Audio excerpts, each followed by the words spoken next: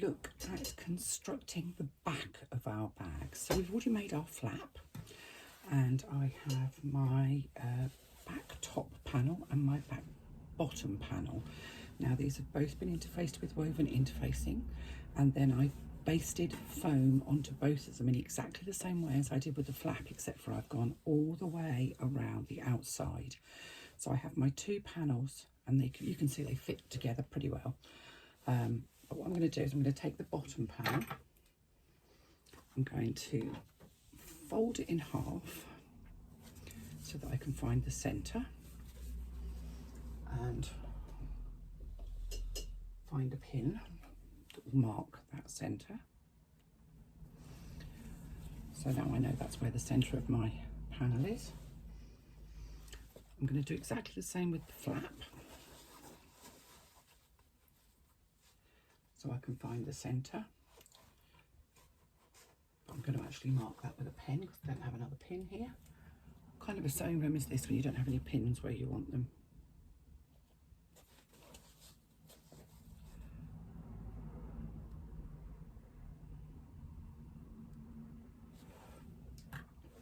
And I'm going to lay my flap right sides together with this, so the outside exterior fabric of my flap is right sides together with my main fabric, and I'm going to line those two centre marks up so that I know that my flap is absolutely central, and I'm going to clip it in place.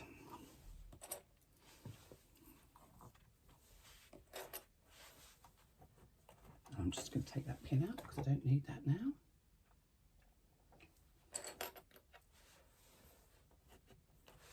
And I'm going to stitch, just get rid of that thread that's hanging off. I'm going to stitch across the flap to baste it in place, but I'm only going to baste it, just doing a long stitch, and again about 1/8 of an inch, just to secure it in place. I'm not going to back stitch because I'm going to take those stitches out. You shouldn't be going through too many layers because you don't have foam in the very top part of your flap, so you should be able to manage this. I've actually put a size 16 needle in to my machine now because, you know, we're going on to construction, we do have more layers.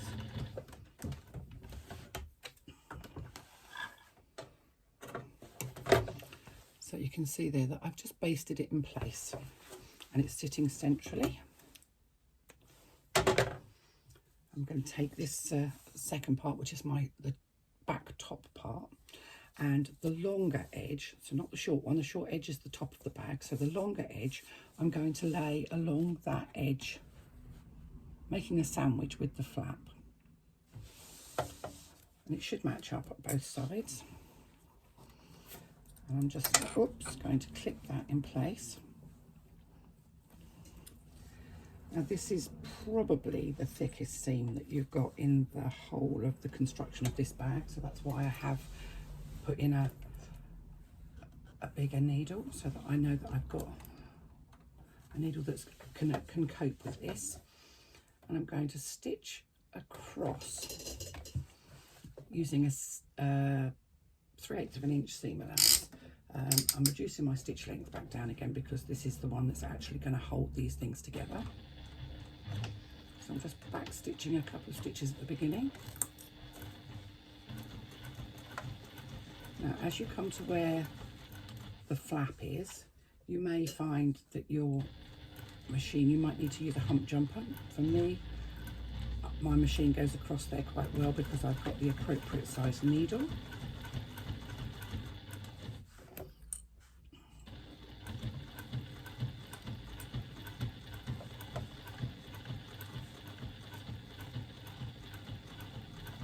Again, if you don't know what a hump jumper is, do check the videos that we've got in the group or on my YouTube channel, and you'll find one that shows you hump jumpers and going across thick seams and what have you.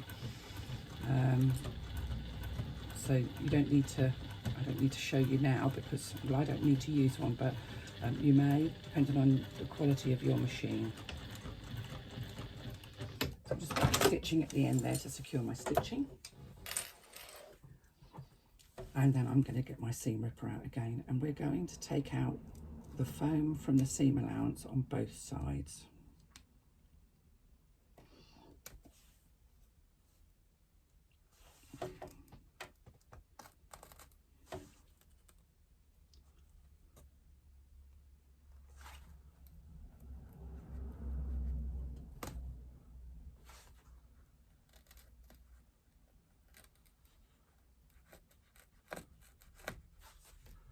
I'm going to take the basting stitches that I did at the top of my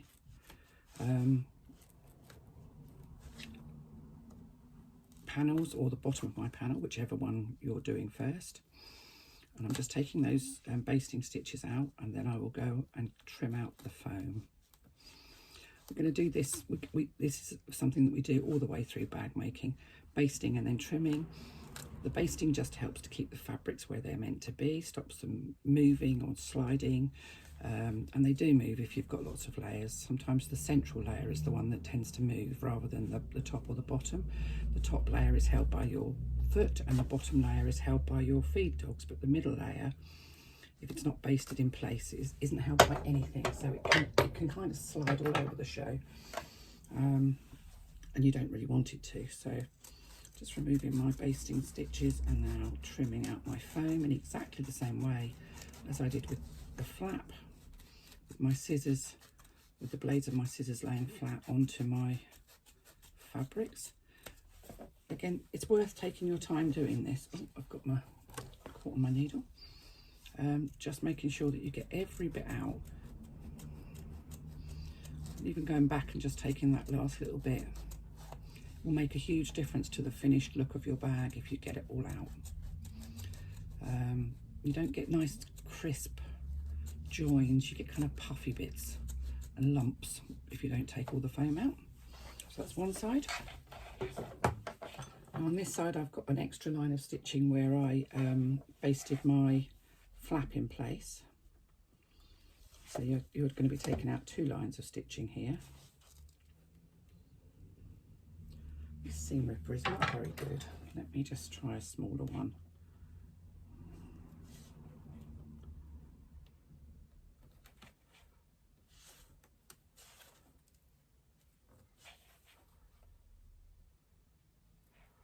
Why can't I seam rip when I'm on video? Normally I just whiz along, although I will admit that I generally use a craft knife, not a seam ripper. If you're worried about your basting stitch, not being able to figure out which are the basting stitches and which are your construction stitches, make sure that when you baste you use a different colour thread, a nice bright colour thread that it's going to be quite obviously different.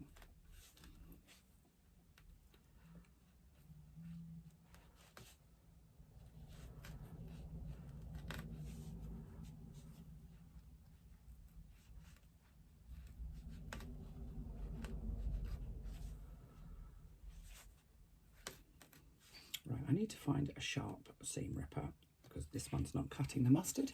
So I'm going to pause the video and move on, and I'll come back once I've actually got rid of all of this.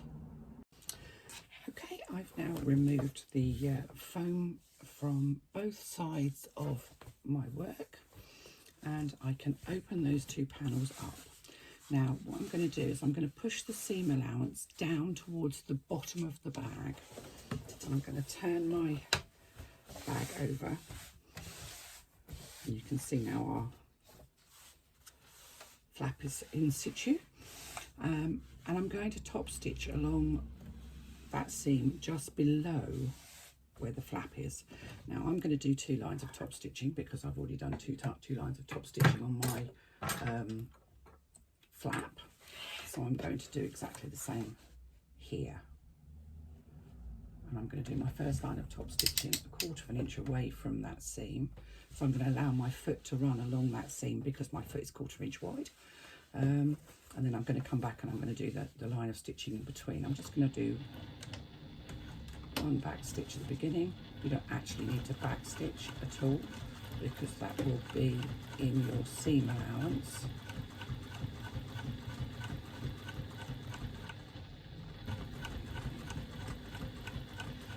So I hope you'll realise now why we took that foam from the top end of our flap.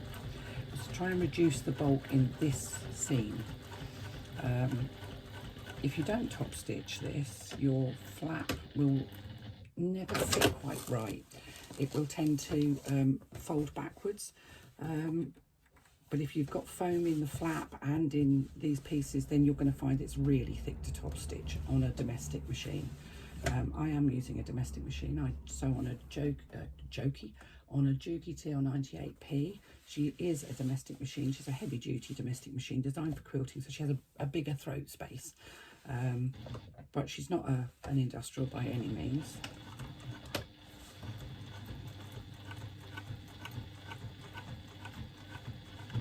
So I'm just doing my second line of top stitching between that seam and between my seam and my first line of top stitching, so in exactly the same way as I did with the flap.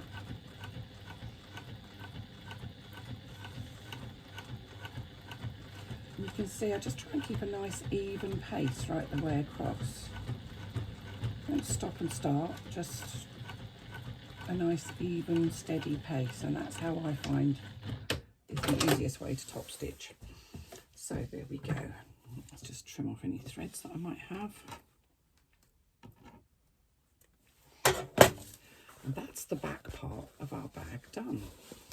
And you can see that, well, you can see that that's going to come over, and that's how we're going to be looking. Our bag is starting to come together. And top stitching that seam holds all of that seam allowance fabric nice and flat. It keeps it nice and out of the way, so we don't get a bulky lump in the back of our bag where we've got that seam. So I'm going to pop that out of the way, and we're going to get on with making up our gusset.